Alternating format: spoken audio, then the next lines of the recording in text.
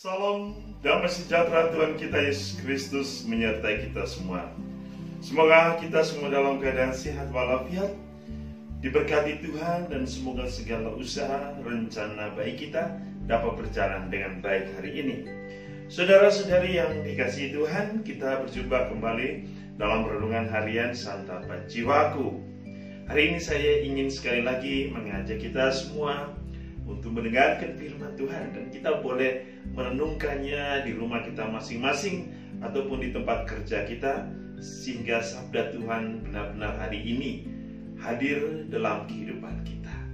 Mari kita mendengarkan firman Tuhan yang kita akan dengar dari Injil Lukas bab 16 ayat 1 sampai 8. Inilah Injil Yesus Kristus menurut Lukas. Yesus berkata kepada murid-muridnya, ada seorang kaya yang mempunyai seorang bendahara. Kepadanya disampaikan tuduhan bahwa bendahara itu menghamburkan miliknya. Lalu ia memanggil bendahara itu dan berkata kepadanya, apakah yang kudengar tentang engkau?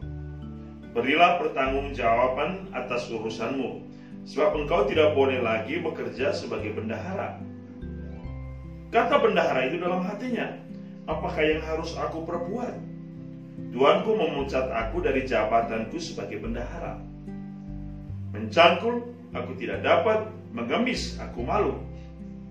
Aku tahu apa yang akan aku perbuat, supaya apabila aku dipecat dari jabatanku sebagai bendahara, ada orang yang akan menampung aku di rumah mereka.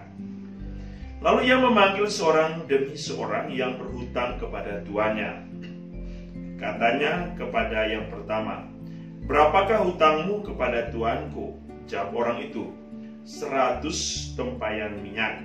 Lalu katanya kepada orang itu, inilah surat hutangmu, duduklah dan buat surat hutang lain sekarang juga, 50 tempayan. Kemudian ia berkata kepada yang kedua, dan berapakah hutangmu? Jawab orang itu, 100 pikul gandum. Katanya kepada orang itu, inilah surat hutangmu, buatlah surat hutang lain, 80 pikul. Lalu Tuhan itu memuji bendahara yang tidak jujur itu, karena ia telah bertindak dengan cerdik. Sebab anak-anak dunia ini lebih cerdik terhadap sesamanya daripada anak-anak terang. Demikianlah Injil Tuhan. Saudara-saudari yang dikasihi Tuhan, kita mendengar perumpamaan tentang seorang bendahara yang cerdik, bendahara yang licik, bendahara yang tidak jujur. Tetapi ada hal yang sangat penting yang digarisbawahi oleh Injil Lukas hari ini, bahwa ada satu perbedaan yang mendasar tentang anak-anak dunia dan anak-anak terang. Yesus sesungguhnya telah memberikan kita satu jawaban bahwa ciri-ciri anak dunia adalah cerdik, licik, tidak jujur. Tetapi ciri-ciri anak terang adalah sebaliknya. Bertanggung jawab, tulus, jujur, setia, dan taat. Ini adalah satu gambaran kehidupan yang sebagai seorang pengikut Tuhan harus bijak untuk menentukan dan memilih untuk menjadi anak-anak dunia, anak-anak kegelapan, atau sebaliknya anak-anak terang yang menjadi milik Allah. Tuhan memberikan kita kebebasan untuk menentukan jalan hidup kita. Tetapi di sisi lain, Tuhan menawarkan, Tuhan memanggil, Tuhan memberikan kita kesempatan untuk menjadi putra-putri terang. Karena tujuan dari kedatangan Allah di dunia ini hanya satu, agar semua orang bersatu dengan Allah, agar semua orang menjadi anak-anak terang, anak-anak surga, agar semua orang diselamatkan. Kecerdikan, ketidakjujuran, ketidakadilan, korupsi, dan begitu banyak hal-hal duniawi yang senantiasa mengantar orang kepada kehancuran. Namun hal-hal ini kadang sering terjadi di dalam masyarakat kita.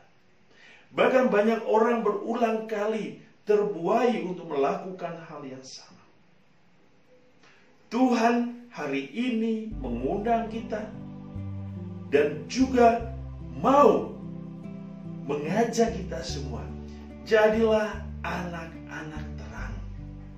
Anak-anak yang jujur. Dia bertanggung jawab atas kehidupannya, baik kehidupan iman maupun kehidupan dunia ini harus dipertanggungjawabkan secara benar.